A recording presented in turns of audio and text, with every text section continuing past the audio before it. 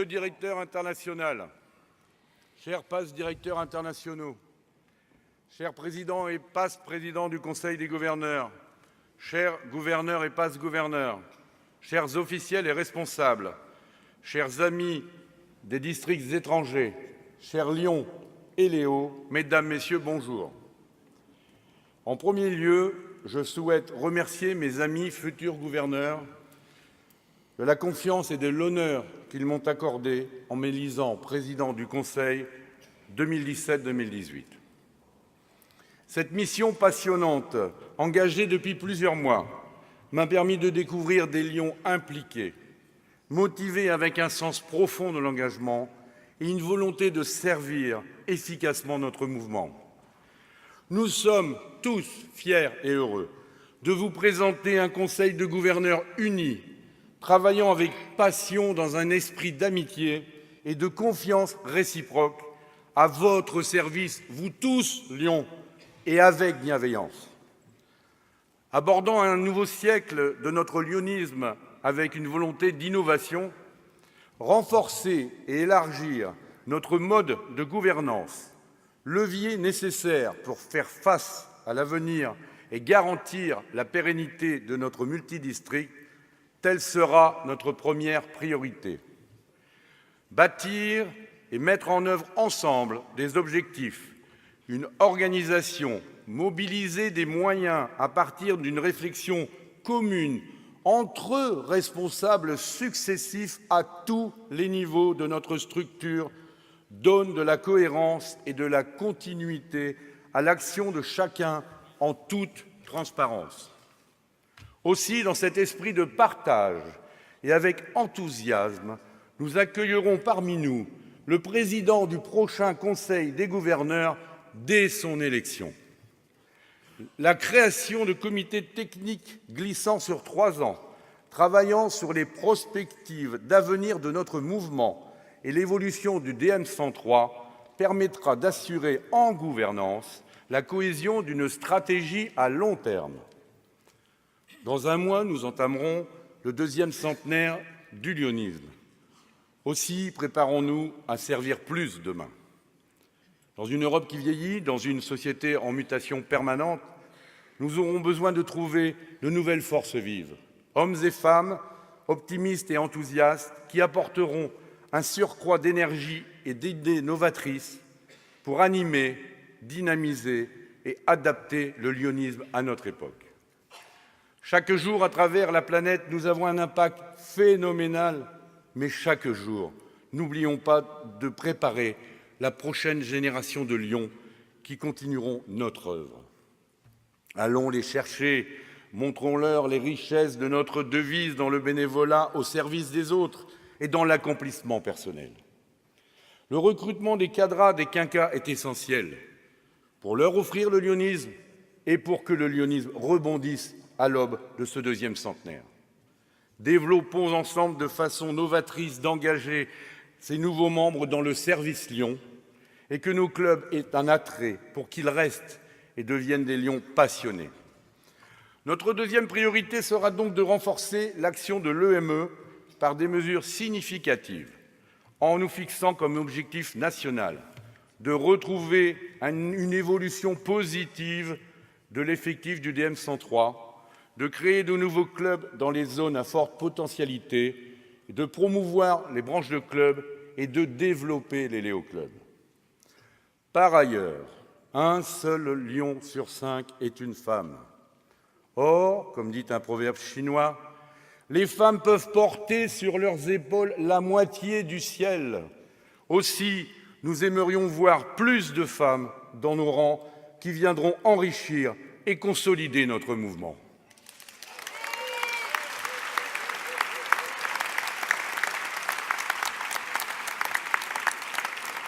Cependant, nous ne devons surtout pas perdre les membres plus anciens qui forment notre colonne vertébrale, garants de nos valeurs, messagers de notre histoire et si souvent bras actifs de nos actions. La mixité des effectifs et des générations, avec une écoute et une estime réciproques, sont notre grande richesse de progression en contribuant à la sérénité du Lions Club. Nous demandons aux clubs de repenser leur projet de club afin qu'il soit en adéquation avec les aspirations de tous les membres, nouveaux ou anciens. Ces nouveaux projets, établis avec bienveillance, seront source de cohésion, de motivation et d'attractivité pour l'avenir. Lions, vous savez ce que vos clubs ont besoin et vous savez ce qu'ils ont à offrir. Vous avez tous pour mission d'accroître votre effectif pour pérenniser notre organisation. Considérant la fidélisation comme une clé essentielle de notre démarche, nous rehausserons la valeur de l'affiliation Lyon en élargissant les opportunités de formation et les services rendus au club par les plus expérimentés d'entre nous. Notre troisième priorité sera de développer l'EML. Nous nous engageons à accroître le nombre de formateurs certifiés au service des districts, des clubs et des futurs Lions. Mais aussi, nous développerons une diversité de modules d'auto-formation en ligne, en libre service pour les Lions souhaitant acquérir de nouvelles capacités à servir mieux autrui. Soyons acteurs de progrès pour être non seulement attractifs, mais pertinents dans toutes les générations et devenons les leaders dans le domaine des services. Encourageons le changement en nous et chez les autres. Faisons-nous confiance collectivement. Gandhi disait « Soyons le changement que nous voulons voir dans le monde ». Nous, Lyon, soyons le changement que nous voulons voir en France, dans nos districts, dans nos clubs. Ensemble, créons notre futur.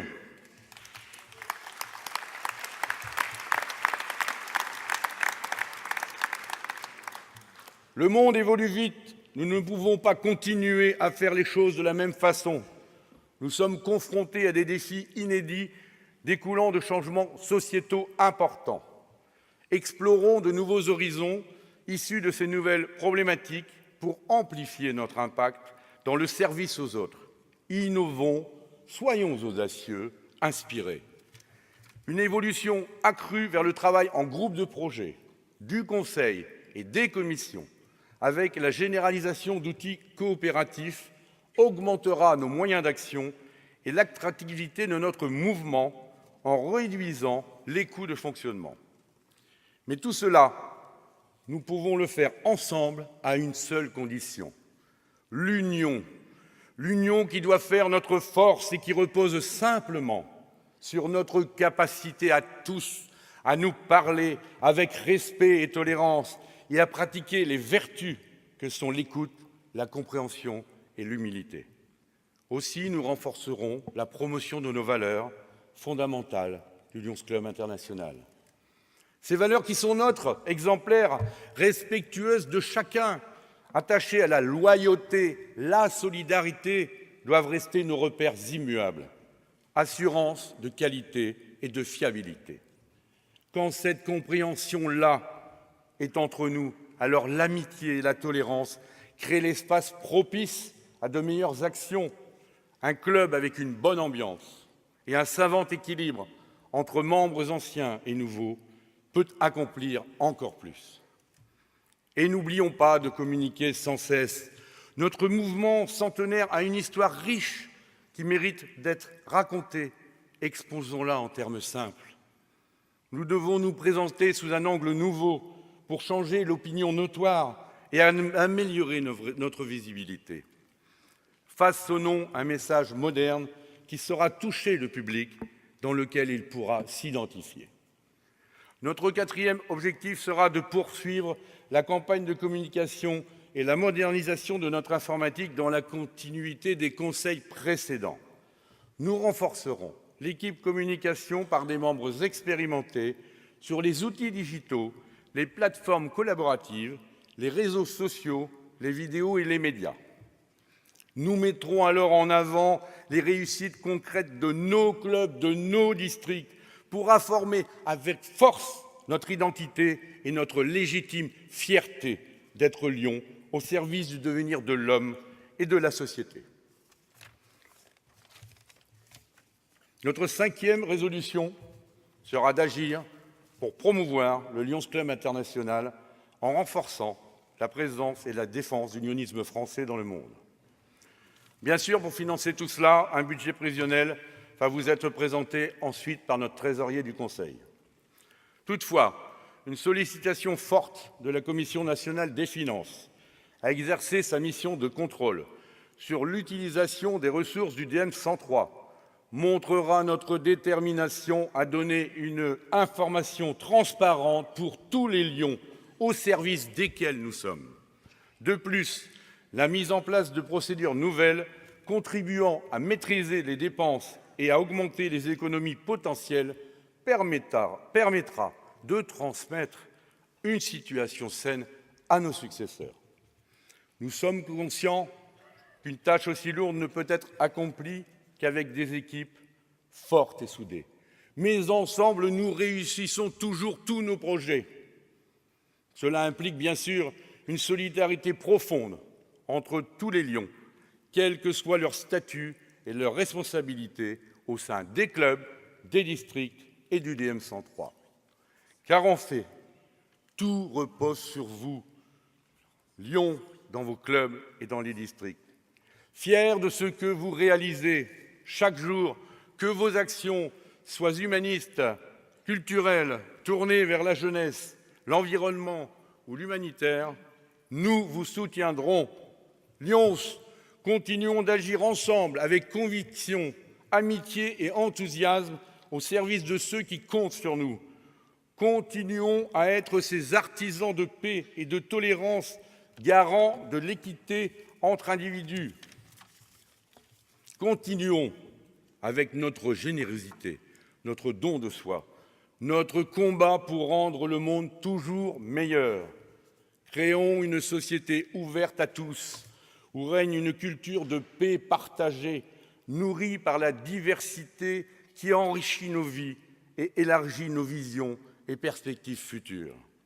Relevons ensemble ces défis que nous vous proposons pour réaffirmer notre volonté commune à faire évoluer notre lyonisme. Plus les défis sont ambitieux, plus ils sont exaltants. Et nous avons le devoir de réussir pour amorcer ce prochain siècle Lion qui commencera le 1er juillet 2017. Osons l'avenir, telle est la devise du Conseil des gouverneurs 2017-2018, et nous serons fiers de la défendre au service de l'évolution et du rayonnement de notre multidistrict dans le lyonisme de demain. Nous vous remercions toutes et tous pour votre soutien et votre compréhension. Que la tolérance nous serve de guide, la convivialité de chemin, l'amitié de liant pour une année Lyon inoubliable. Que la joie soit dans vos cœurs, que l'amour soit parmi nous, que la paix règne sur la terre. Et vive le lyonisme!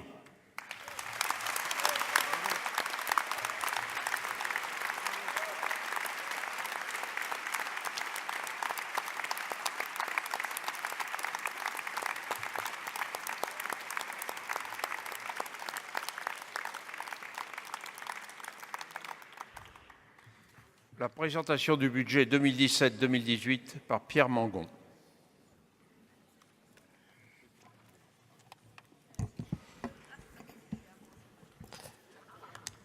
Chers amis, bonjour.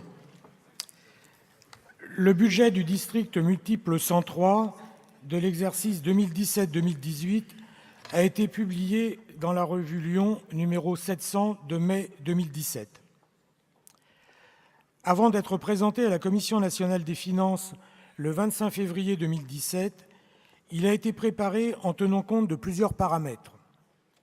Des bilans des exercices précédents et des prévisions pour l'année 2016-2017, de l'évolution des effectifs, des dépenses obligatoires, des objectifs prioritaires de notre Conseil 2017-2018, de la communication, des subventions, de la volonté de dégager des ressources pour agir et promouvoir le Lions Club international en renforçant la présence et la défense du lyonisme français.